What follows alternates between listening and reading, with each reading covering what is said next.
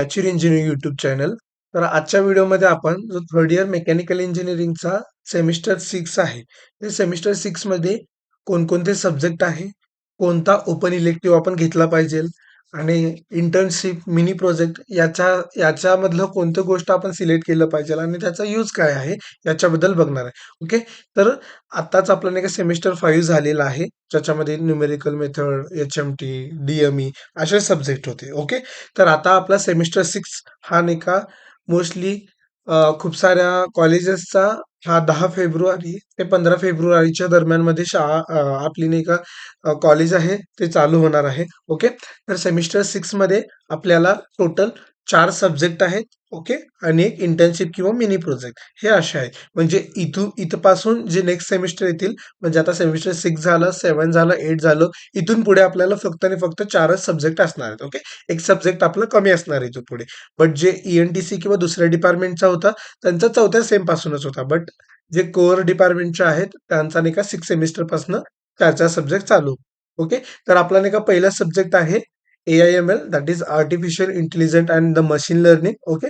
तर त्याचा in semester आणि एंड सेमिस्टर दोन्ही सुद्धा आपल्याला आहे. इन सेमिस्टर 30 मार्काला, एंड सेमिस्टर 70 मार्काला आणि 25 मार्क त्याचे टर्म वर्क्स असणार आहेत किंवा मग ओरलचे त्याचे नाही का 25 मार्क्स असणार आहेत. ओके. टोटल 125 आहे. थेरीला 3 ग्रेड आहेत, प्रॅक्टिकलला 1 ग्रेड, टोटल 4 ग्रेड आहे.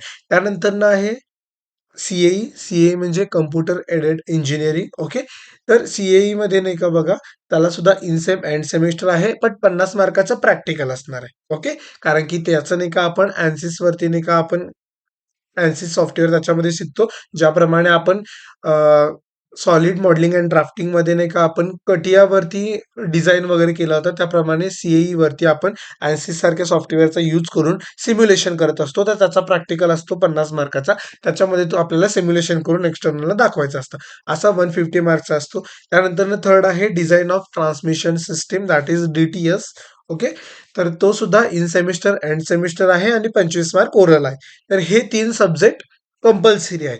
आता ओपन इलेक्टिव्ह नंबर 2 जो आहे, तर पहिला इलेक्टिव्ह आहे कंपोजिट मटेरियल. ओके. इथं बघू शकता तुम्ही कंपोजिट मटेरियल. आणि दुसरं आहे सरफेस इंजिनिअरिंग. ओके. तर आता या दोन्ही मधलं कोणतं सिलेक्ट केलं पाहिजे, तर मला असं वाटतं जेन्युइनली कंपोजिट मटेरियल तुम्ही सिलेक्ट केलं पाहिजे. का तर इझी आहे. ओके. म्हणजे तुम्ही विदाउट स्टडी करता तुम्ही नाही का त्याच्यामध्ये स्कोर करू शकता. ओके. इझी अंडरस्टँडिंग आणि त्यातल्या भरपूर साऱ्या गोष्टी तुम्ही ऑलरेडी मॅन्युफॅक्चरिंग प्रोसेसमध्ये किंवा EMM मध्ये शिकलेल्या आहेत. त्यामुळे मला असं जेन्युइनली वाटतं की तुम्ही कंपोजिट मटेरियल सिलेक्ट केलं पाहिजे. इन केस जर का तुम्हाला सरफेस इंजिनिअरिंग घ्यायचं असेल, नो प्रॉब्लेम.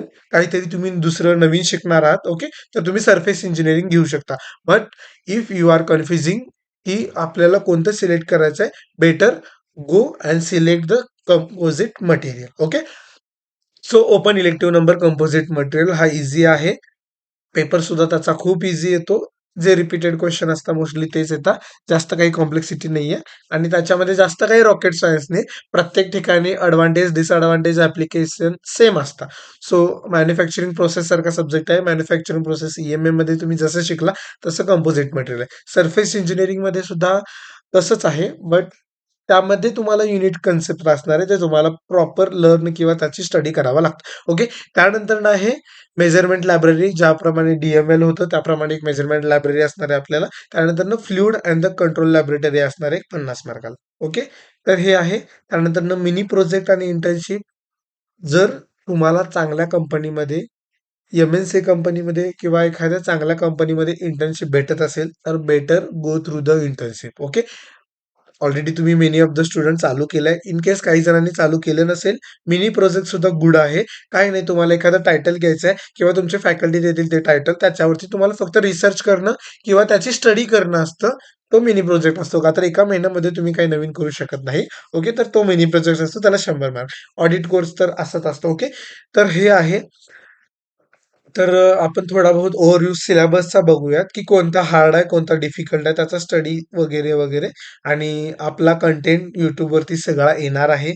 या सेमिस्टरचा आपण मॅक्झिमम जो पण सिलेबस आहे तो प्रोव्हाईड करणार आहे. ओके. तर पहिला सब्जेक्ट आहे आपला आर्टिफिशियल इंटेलिजन्स, मशीन लर्निंग. तर हा पूर्ण थेरॉटिकल आहे. याच्यामध्ये कोणत्याही प्रकारचं कोड नाहीये. फक्त आणि फक्त थिअरी आणि थोडा बहुत न्यूमेरिकल डाटा आहे. ओके. हा जे पण स्टुडंट्स हे आय-टी रिलेटेड कोर्सेस करत असतील वगैरे किंवा त्यांना आय-टीमध्ये करियर करायचं आहे, त्यांना हा सब्जेक्ट ईझी जाईल. बट जे आत्तापर्यंत प्रॉपर कोअरमध्ये होते, ह्या सब्जेक्ट त्यांना जास्त फॅमिलियर नाहीये, तर हा थोडा बहुत तुम्हाला डिफिकल्ट जाऊ शकतो. बट पूर्ण थेरॉटिकल आहे. No any code, but mathematical concept आहेत. ओके. त्यानंतर सेकंड आहे आपला सीएई म्हणजेच कॉम्प्युटर एडेड इंजिनिअरिंग. याच्यामध्ये तुम्हाला ANSYS वगैरे शिकायला भेटणार आहे. ओके. हा चांगला आहे. बट त्याच्यामध्ये न्यूमेरिकल डेरिव्हेशन सुद्धा आहेत आणि सॉफ्टवेअर सुद्धा तुम्हाला याच्यामध्ये शिकायला भेटणार आहे. बट जितका सोपा वाटतो तितका सोपा नाहीये. इतकं लक्षात ठेवा. याची प्रॅक्टिस किंवा याचा नॉलेज आपल्याला लागतं. त्यानंतर थर्ड आहे डिझाइन ऑफ ट्रान्समिशन एलिमेंट. ज्याप्रमाणे आपल्याला सॉलिड मेकॅनिक्स होतं, इंजिनिअरिंग मेकॅनिक्स होतं, डिझाइन ऑफ मशीन एलिमेंट होतं, त्याप्रमाणे न्यूमेरिकल कन्सेप्ट आहे. ह्याला हलक्यात घेऊ नका. खूप सारे बीईच्या मुलांचा अजूनही बॅक आहे. सो याची प्रिपरेशन तुम्ही आधीपासूनच चालू करा. का तर 7-8 मार्काला न्यूमेरिकल असतं, हार्ड असतं. ओके. तर याची प्रिपरेशन करा. Then open elective. ओपन इलेक्टिव्हमध्ये पहिला आहे आपला कंपोझिट मटेरियल. बेटर मी तुम्हाला सांगितलं की कंपोझिट मटेरियलला सिलेक्ट करा. जर तुमच्या कॉलेजमध्ये दुसरा सब्जेक्ट किंवा जर का तुम्हाला दुसरं घ्यायचं असेल तरच दुसरा घ्या.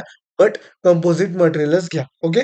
त्यानंतर आहे कंपल्सरी नाहीये, चॉईस आहे. बट ट्राय करा की जर कन्फ्यूज असाल की काय घेऊ, कोणतं घेऊ, तर composite material is better. Okay. Introduction of composite material काय आहे? सोपं आहे. पॉलिमर्स काय आहे? मेटल मॅट्रिक्स काय आहे? ओके. सो हा पूर्ण थेरॉटिकल इझी आहे. सगळीकडे कॉमन आहे. ओके.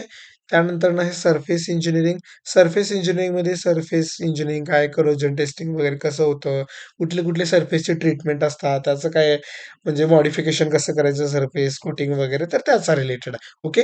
तर हा आहे ओव्हरव्ह्यू. मिनी प्रोजेक्ट आणि जो पण तुमचा इंटर्नशिप असेल त्याच्यासाठी तुम्हाला नाही का 100 मार्काचे आहे.